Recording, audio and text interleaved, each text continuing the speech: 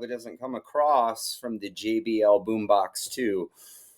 What a party it is inside the Mindbender Mental Performance Imagination Lab. Today, welcome back to another episode of the Mindbender Mental Performance Podcast. I'm Miguelito Diaguito, aka Kowalski, your host of the Mental Performance Coach. Today, I want to dive into something a little bit different. Well, it's not the same, but different. The strange case of Dr. Jekyll and Mr. Hyde, a classic story you've probably heard. Now, you might be thinking, Kowalski, what does this have to do with sport, with baseball? Hear me out. Because the story is all about, it reminds me a lot of the great mental performance book, The Inner Game of Tennis, talking a lot about self one and self two. So it's about the duality of self one and self two, and that we tend to believe that we don't have a Dr. Jekyll and Mr. Hyde, but most of us in some cases do. We do have that.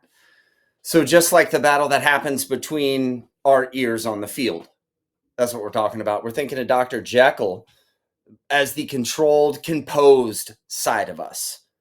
The green light side, the above the line side, the growth mindset, learn it all, not know it all mindset. The person with clarity on their mission, their vision, and their principles. The guy who steps into the box and sees and feels and hears the dirt underneath their feet as they take possession of the batter's box and get that nice breath on the barrel.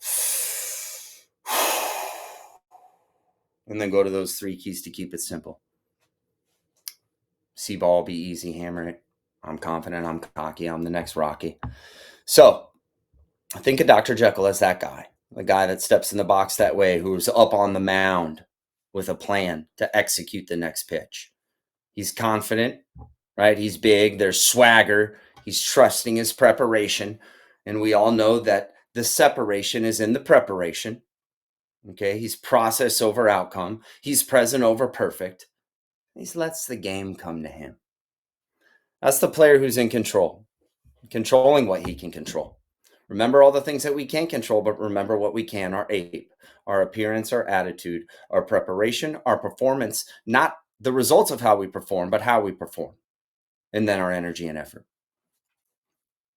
That's the player that we all want to be, right? We all want 2 things. We want confidence and we want consistency and good outcomes. He has a clear mission, vision, and principles. Sticking to the routine, right? Breathing big, staying in the moment, locked in, present moment focus. But then there's Mr. Hyde. He's the wild, emotional part that sneaks in when things start going sideways, when the shit hits the fan, when the adversity comes. Maybe it's an umpire that makes a bad call. And quite frankly, you're not that bad that you need every call to go your way, right? Sometimes the game gives you one when you shouldn't get it. And sometimes you don't get one when you should. And the game owes you one. So don't be so lily-livered. The ump makes a bad call. Maybe you miss your spot executing a pitch. Maybe you start feeling the pressure. And you forget that pressure is a privilege.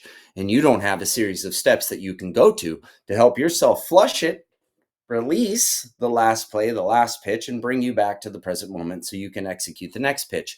It all comes back to playing the game 1 pitch at a time. But we have to have the awareness before we can move on. So let's be aware of who we are here. Are you Dr. Jekyll or are you Mr. Hyde? Right? So maybe you start feeling the pressure. That's when Mr. Hyde shows up. And if we let him take control, if we don't have a series of steps that we can go to flush it, release it, and bring us back into the green lights, we can start reacting emotionally instead of sticking to our process. And furthermore, trust the process. Great. Let's take it one step further. Show me the process that you trust. Show me the AM and PM routine. Show me the pre-game, in-game, and post-game routine. Show me that. Show me how you separate who and do. Show me if baseball is 90% mental, what are you doing to invest into the mental game?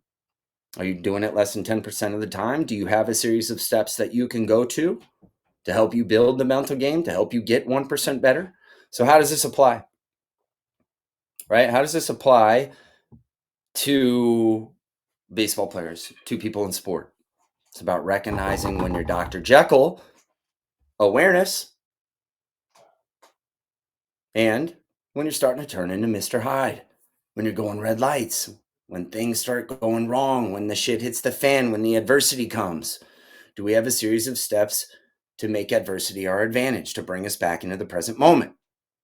So, when things go wrong, we often try to fight with Mr. Hyde. We want to wrestle and grapple with him and get frustrated instead of fascinated. But sometimes the real key is acknowledging Mr. Hyde, acknowledging him and resetting and refocusing. That might be through the breath. Are you breathing, man? Are you controlling what you can control? Are you choosing confidence? That's the foundation, right? Is it through a routine? Is it through your AM and PM routine? Is it through your shadow work? Is it through your concentration grids? Is it through your mental imagery and in meditation? Is it through your performance breathing?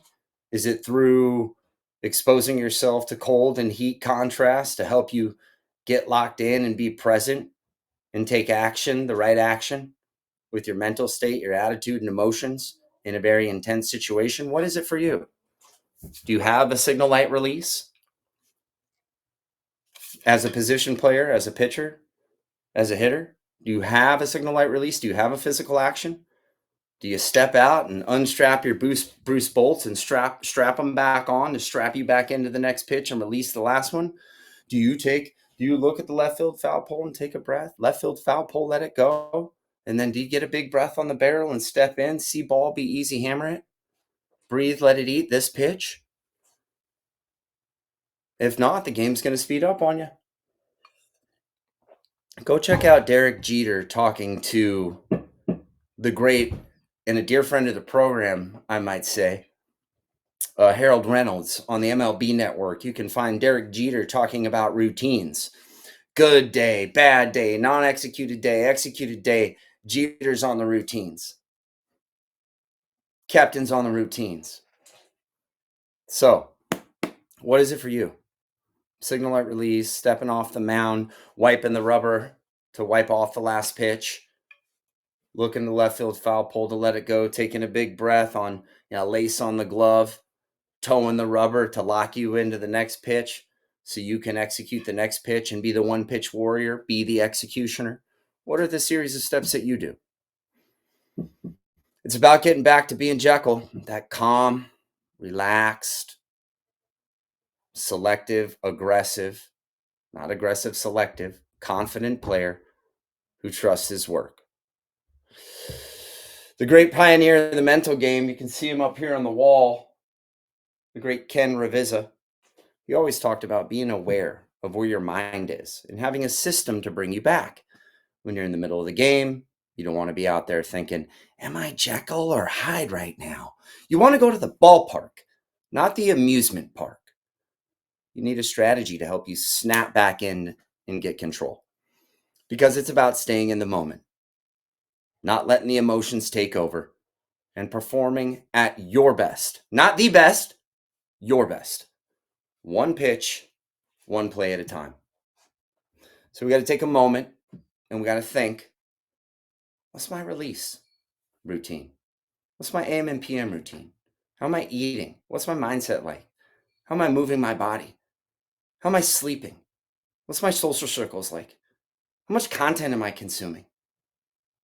And you got to have an accountability partner, somebody to help you out. So if you want to dive deeper into the mental game and help you close the gap from where you are to where you want to be, hit me up and we can have a chat and dive deeper into it. 480-529-5796 or Kowalski.